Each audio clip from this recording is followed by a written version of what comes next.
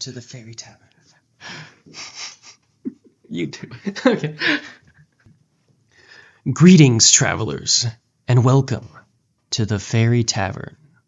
You have entered a magical place, a place of wonder, a place of Shrek.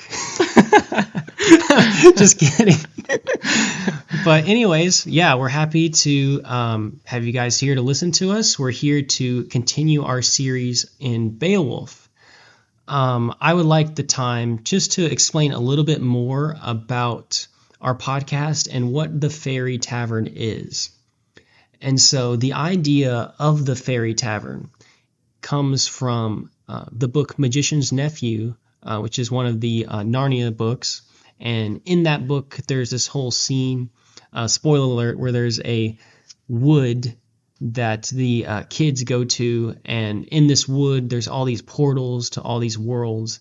And so the wood between worlds. Yeah, between worlds.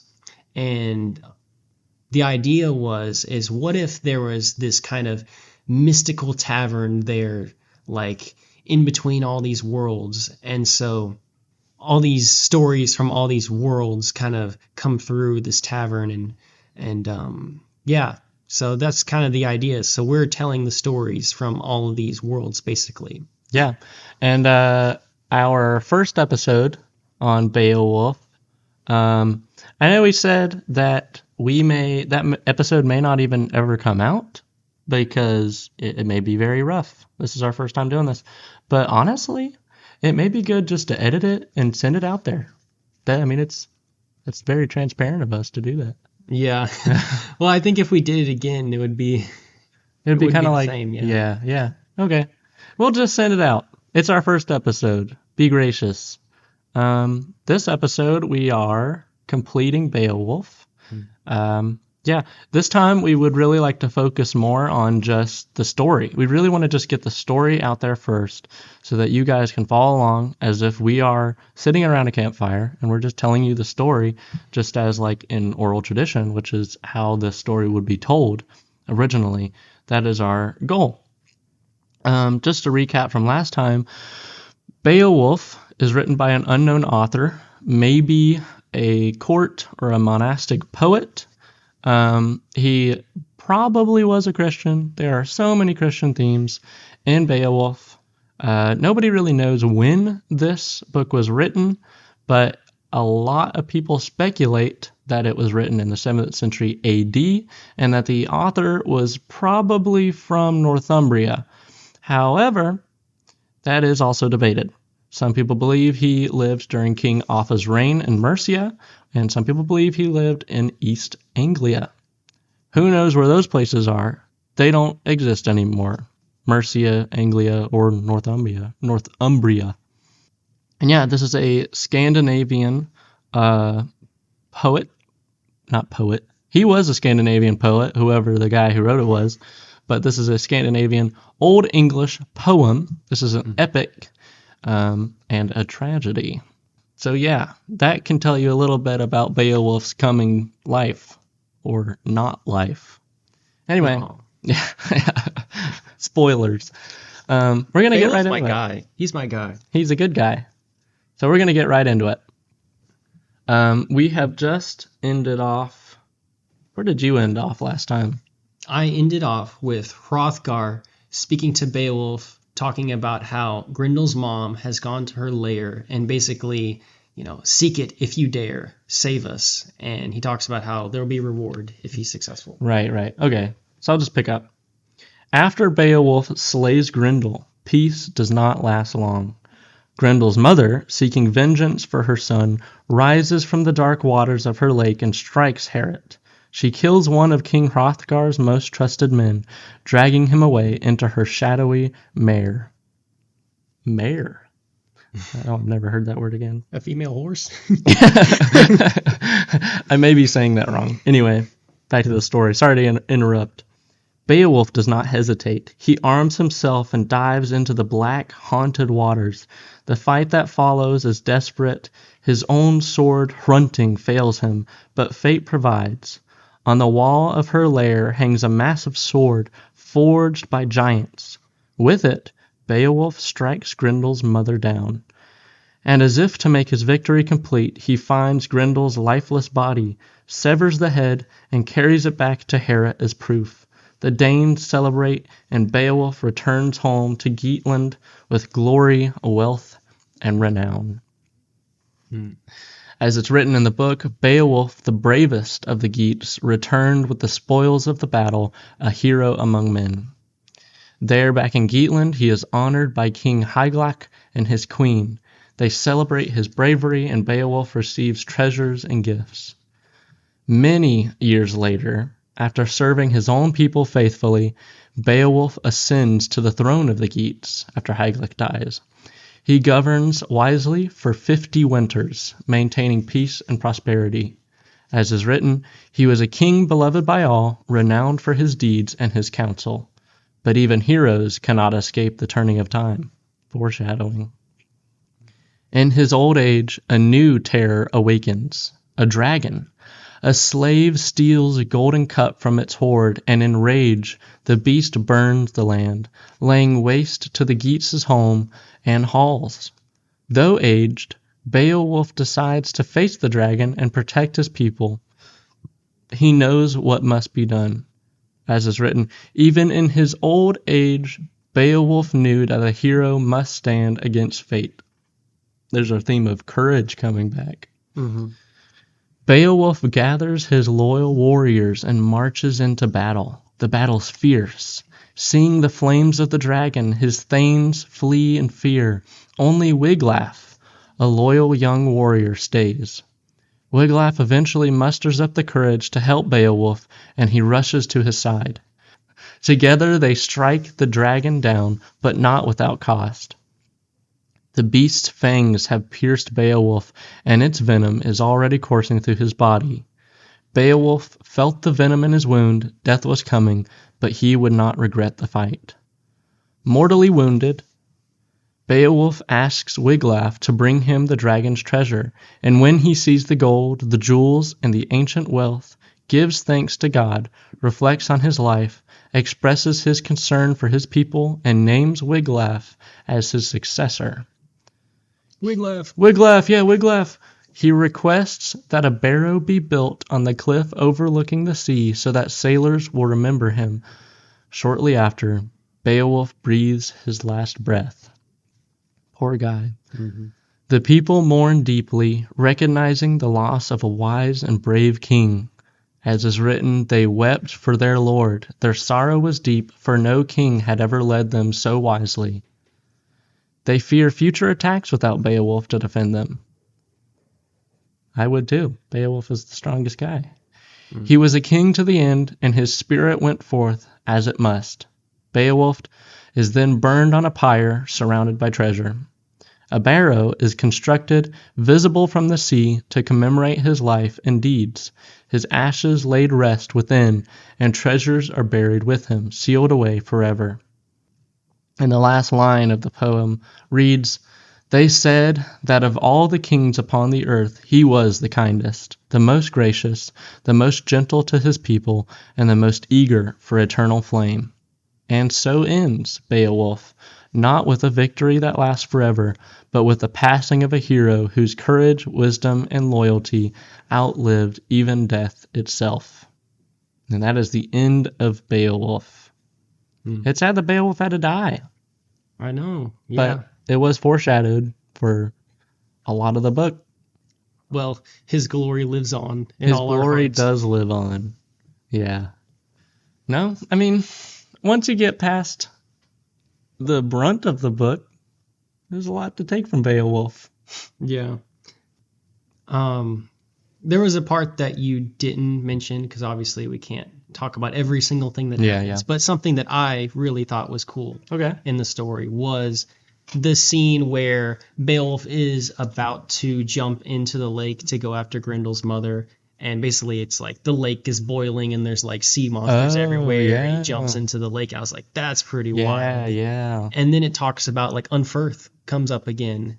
And like Unferth is too afraid to go, but like Beowulf goes and there's kind of a reference to, I can't remember even where it comes up, where it's like Beowulf and Fear were strangers. Yeah. But that was like one of my favorite moments in the book, is when he like jumps into the lake. I really like that throughout the book, and especially in the end. This is why I especially like the end, is we have all these quotes of like Beowulf, bravest of Geats, a hero among men. He was beloved by all, renowned for his deeds and his counsel.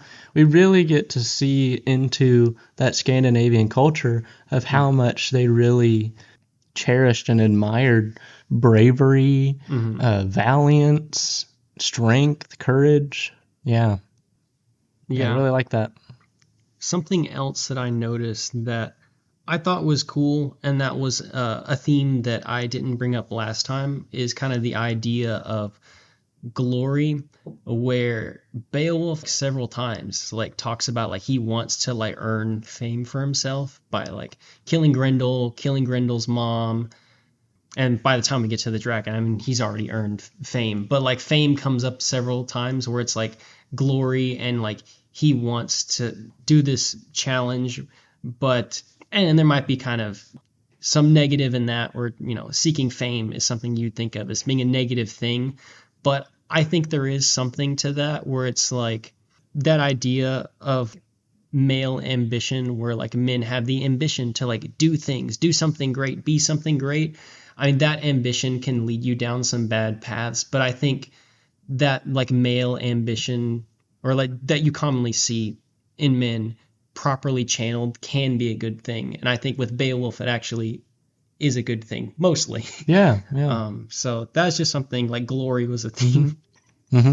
And something I left out is that when when Beowulf returns home,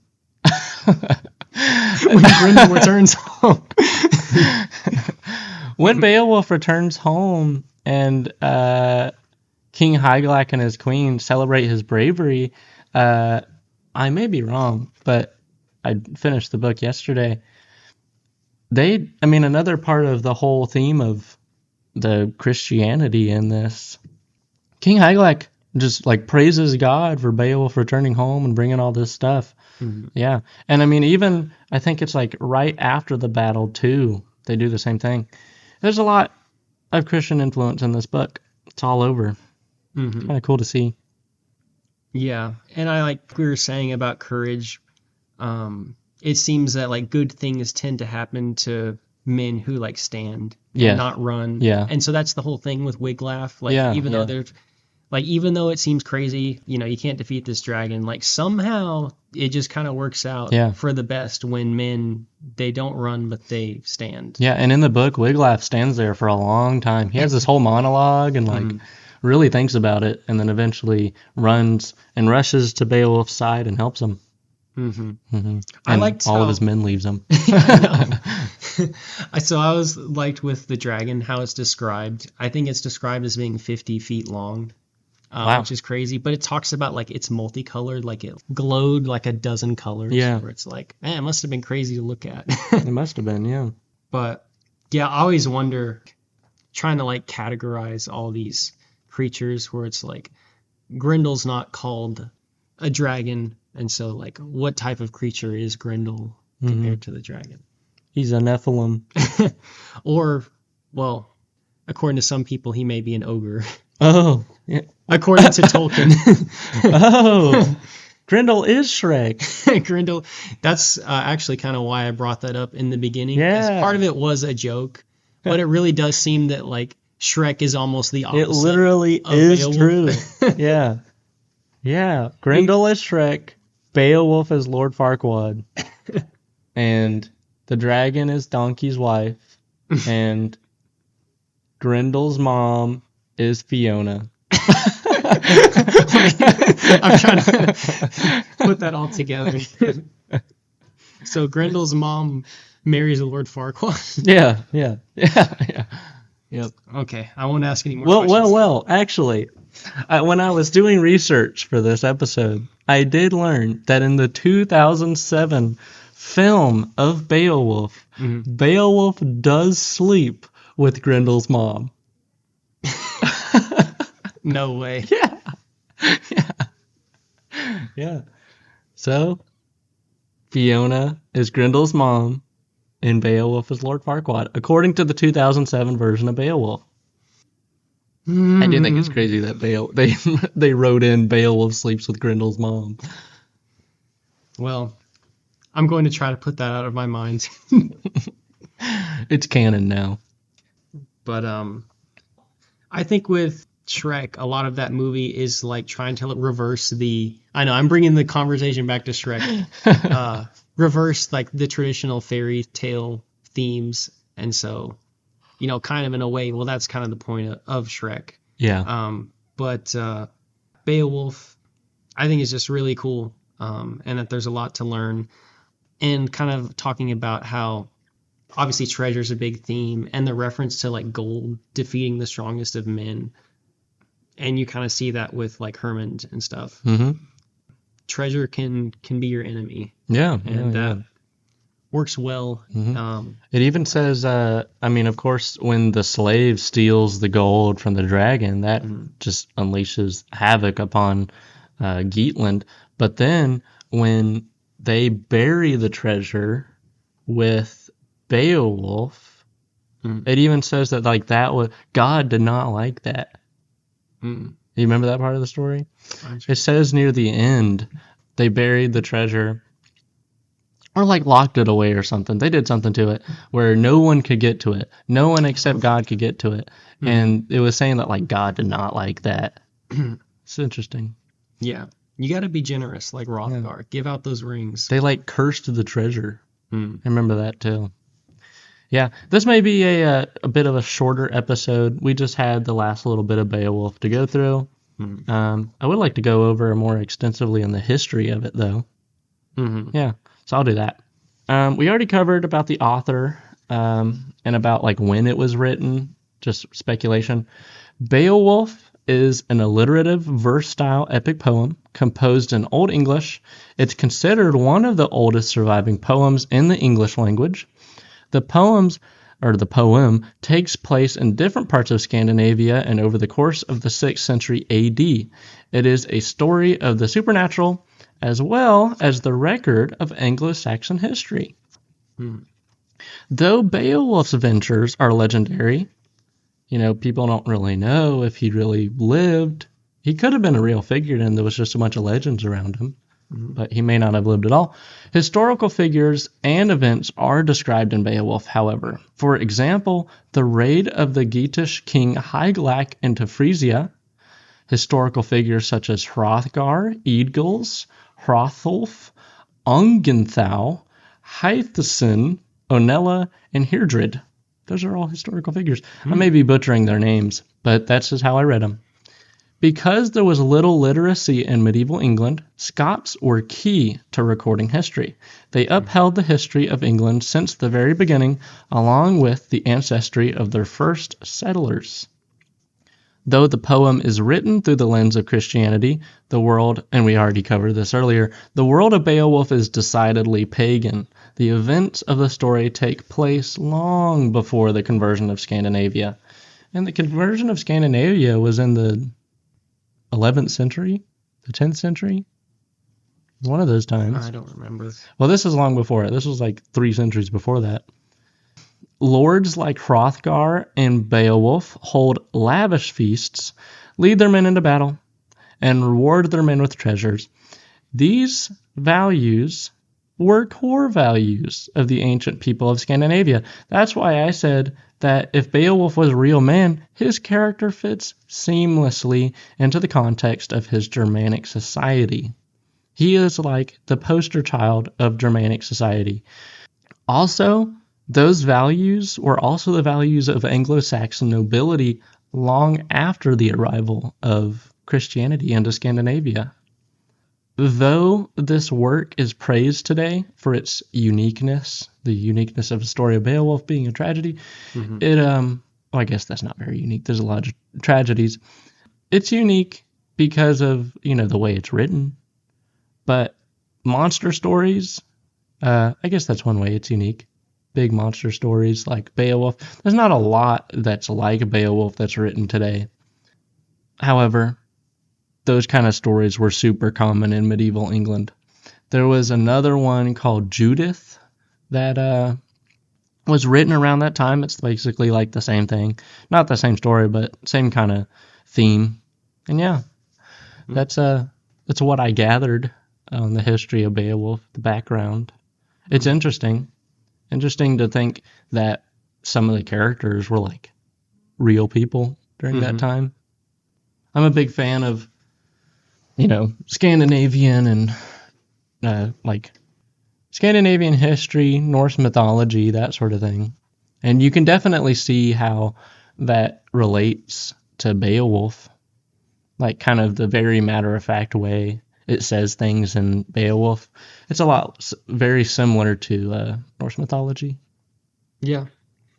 I just want to find that tower with the treasure.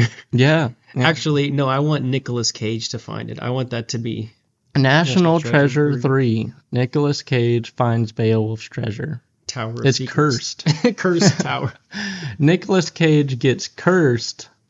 Yeah. And that's when I guess he didn't play that. Never mind. I was gonna say he got turned into the character from The Whale, but that's a different actor.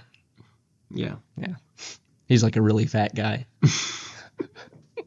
Not Nicolas Cage. It's not Nicolas Cage. Yeah, well, thank you so much, Isaac. I really enjoyed Beowulf. I thought it was so cool, and I enjoyed the world of Beowulf and just really thinking about like how different it was back then. And obviously, there's a lot of things that I think are better about the modern day, not like the continuing wars of just vengeance and feuds. The glory of battle. But it does feel like there are, at that time, like good like values that it seems like we've kind of lost. Things that we can learn from. Like we can learn from the generosity of Hrothgar, the bravery and strength of Beowulf, the wisdom of the counselors who send Beowulf, and Escher, who sadly gets killed. And I think there's a lot there. So I think it's worth reading a story like this that's so old. It really can change your perspective on the world and just kind of really open up your mind to more things. And some people will criticize Beowulf and be like, oh, he should have not fought. It was his pride that made him fall. But I really don't see that. I see that as a king who really wanted to protect his people. And we didn't mention this, but there's a point where Beowulf actually refuses the crown after Hygelac dies. Oh, yeah. And so it kind of shows like a massive humility on his part, where he could have taken the throne for himself. And he eventually does become king. Yeah. So, yeah, I think it's just incredible virtue. Mm-hmm. Yeah, those are some of my basic thoughts. I did also check out the Tolkien translation, and there's actually a part at the end called like Sell Expel. That's what he names it, Tolkien, but he tries to like reconstruct what was the original Anglo-Saxon tale without all the folktale elements. It's actually really interesting, but I think it's worth checking out. I don't know if we'll do another part on that or not. Maybe. It's really cool. Yeah. For now, that's the end of Beowulf. Yeah. Thanks for listening. If you are listening, hopefully at least one person is listening. Hopefully one person other than only one of us listens to this. Jeff, I see you. Yeah. Hopefully Jeff listens. But this is the end of Beowulf. Next time, we want to cover Birches, which is a poem by Robert Frost. I'm very excited about that. I really like Birches. I don't think you've read that before. No. Nope. I love it. I think it's great, and there's a lot to talk about with Birches. That may also be somewhat of a shorter episode. I will do my best to do as much work on that as I can, because there's so much to unpack with Robert Frost's poem, especially Birches. But yeah, this has been Beowulf, and it's a classic. It's a classic book. It's really good. You should read it because there's so much more to glean than just from our very brief summary of the book. Yes. Even though you know the end, blah, blah, blah. It's a tragedy anyway. It foreshadows his death the entire time. So it's not like it's not known. But yeah, this has been a little bit of a shorter episode. We just had a little bit more to cover up for the end of Beowulf and a little bit of background. But yeah, thank you so much for listening, and we'll see you next time. Until our next communion. Until our next communion here in the Fairy Tavern. Farewell. Farewell. Travelers.